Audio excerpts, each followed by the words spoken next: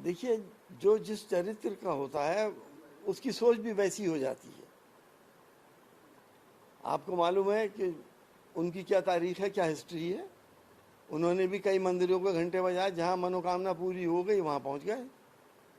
समाजवादी लोग सिद्धांतों की राजनीति करते हैं। समाजवादी लोग अपनी जनता के लिए और देश के लिए राजनीति करते हैं और सांप्रदायिक सौहार्द के लिए राजनीति करते हैं। कितने मौके आए समाजवादी पार्टी में इस तरह के, जो कभी भी वहाँ पे हमारे यहाँ टूट नहीं हुई। आपने मुरादाबाद की एक मिसाल भी आप देख लिए, पिछले लोकसभा के चुनाव में क्या टूट हुई समाजवादी पार्टी में।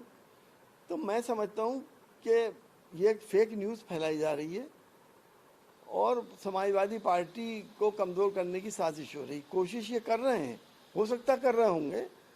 जब आपके ही सर्किल्स में ये बात आ रही है कि 15 करोड़ से लेके 50 करोड़ तक के लोगों को ऑफर है, तो हो सकता है कि जो लोग लालच में राजनीति कर रहे हों उनका मन शायद बदले। और पिछले कुछ हमारे विधायकों का मन बदला भी था, उनकी मनोकामनाएं भी पूरी हुई। लेकिन इतिहास गवाह है कि ऐसे लोगों का फिर भविष्य अस्तित्व भी मिटा देता उनका भी साथ ये होना। वो कह रहे हैं मत वाले हैं, वो हमारे साथ रहे हैं, वो होंगे।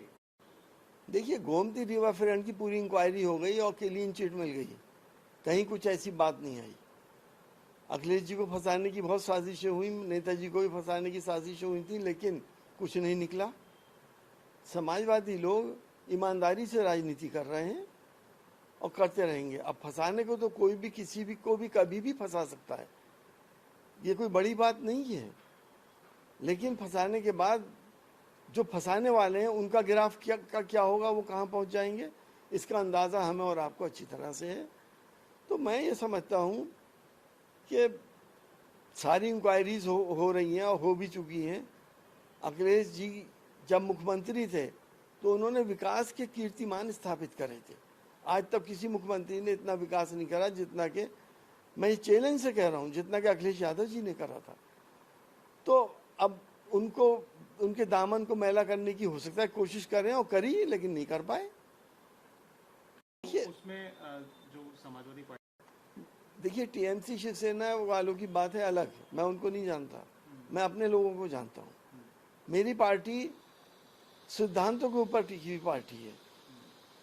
हमारी पार्टी, जैसे नेताजी कहते थे कि एक ट्रेन की तरह है, लोग आते हैं और चढ़ते हैं, उतरते हैं, फिर चढ़ जाते हैं।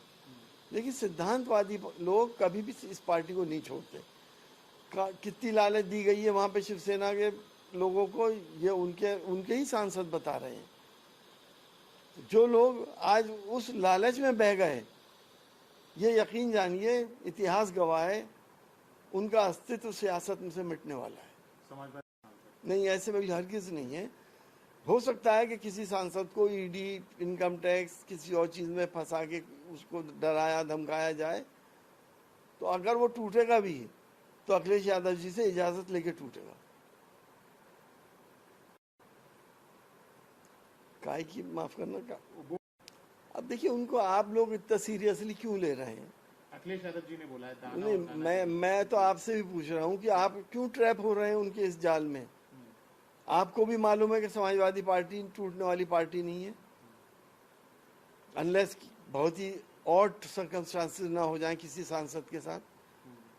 तो हम तो समझते हैं हमारा एक भी सांसद ऐसा नहीं है जो बिक जाए या टूट जाए। तो उनको तो सब लोग मजाक में लेते ही हैं, वही सब लोग मजाक में ले रहे हैं। जाहिर है, जब वो लोग टूट रहे हैं या डर के टूट रहे हो या लालच में टूट रहे हो, तो जाहिर है पार्टी उनको क्यों रखेगी।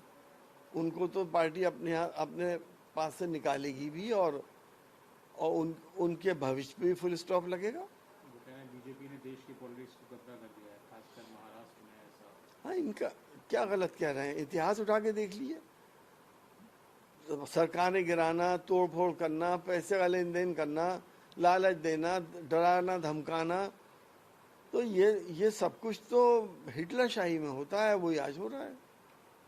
उधर राम मंदिर चंदे को लेकर भी एसआईटी की इन्वेस्टिगेशन स्टार्ट हो गई है, कांग्रेस और कुछ समाजवादी पार्टी भी इसका सवाल उठा रहे हैं। कांग्रेस देखिए, ने तो एसआईटी पर भी प्रश्न चिन्ह लगाया। हम एसआईटी की जांच का स्वागत करेंगे।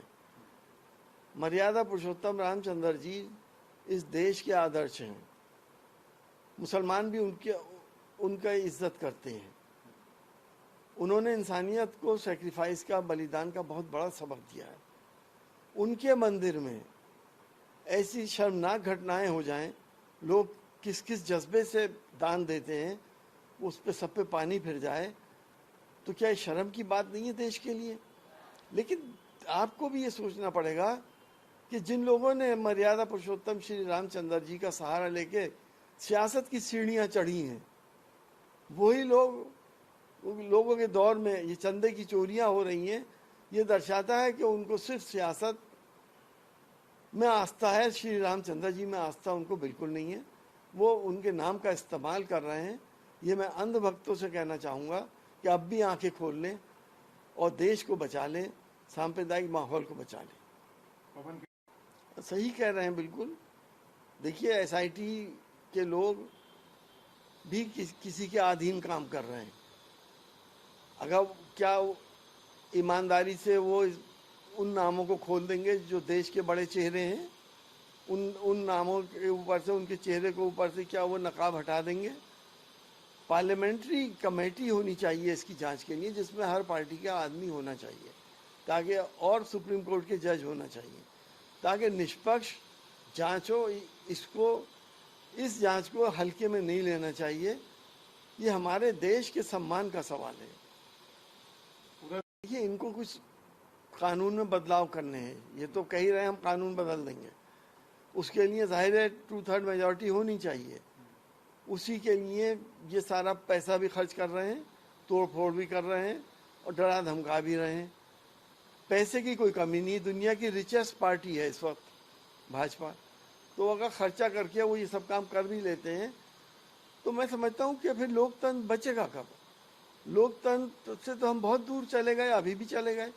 और मेरा ख्याल यही है कि अब शायद लोकतंत्र में वापसी आना बहुत मुश्किल काम हो जाएगा। देखिए, मैंने अभी आपसे कहा तो इस बात को कि इतनी सीरियसली उनकी बातों को लेने की क्या ज़रूरत है। उन्होंने शगुफा छोड़ दिया, पूरा मीडिया परेशान हो गया। मीडिया को तो मालूम है उनके कैरेक्टर के बारे में। तो उनकी बातों को जब आप इतनी सीरियसली लेंगे, तो शिवपाल जी ने जो बात कही है वो सही कही है। No comment. देखिए, पिछले कुछ सालों से देश का कोई भी कॉम्पिटिटिव एग्जाम ऐसा नहीं है जिसके पेपर लीक ना हुए हों। अब क्योंकि महंगाई बढ़ रही थी, तेल के दाम बढ़ रहे थे, उधर जंग हो रही थी, तो लोगों को डाइवर्ट तो करना ही था। तो ये स्कैंडल खोलना शुरू कर दिया, लोग डाइवर्ट हो गए। लेकिन जिस तरह से अब एग्ज़ाम्स हो रहे हैं, आपको हैरत होगी कि नीट पीजी के एग्ज़ाम के अंदर स्टूडेंट को वो कॉपी नहीं मिलेगी जो उसने लिख के आया है। वो जो आंसर दिए हैं उसे नहीं मालूम, वो भूल गया क्या दिए हैं। एक विंडो खोल दी करप्शन की वहाँ भी। और फिर किसका कॉपी बदल के किसके में लगा दी जाए, आपको क्या मालूम? जब कौन कैसे क्लेम करेगा? तो ये तो वो पार्टी है कि जब ममता बनर्जी जी ने इंटरनेशनल कोर्ट ऑफ जस्टिस में जाने की बात करी और सीबीआई इंक्वायरी की बात करी, तो चौथे तल पे रखी हुई 4000 ईवीएम जल जाती हैं। कहाँ गए सबूत? मिट गए। कहाँ से आप क्या साबित करेंगे? तो ये तो अंधभक्तों को सोचना चाहिए कि देश कहाँ जा रहा है।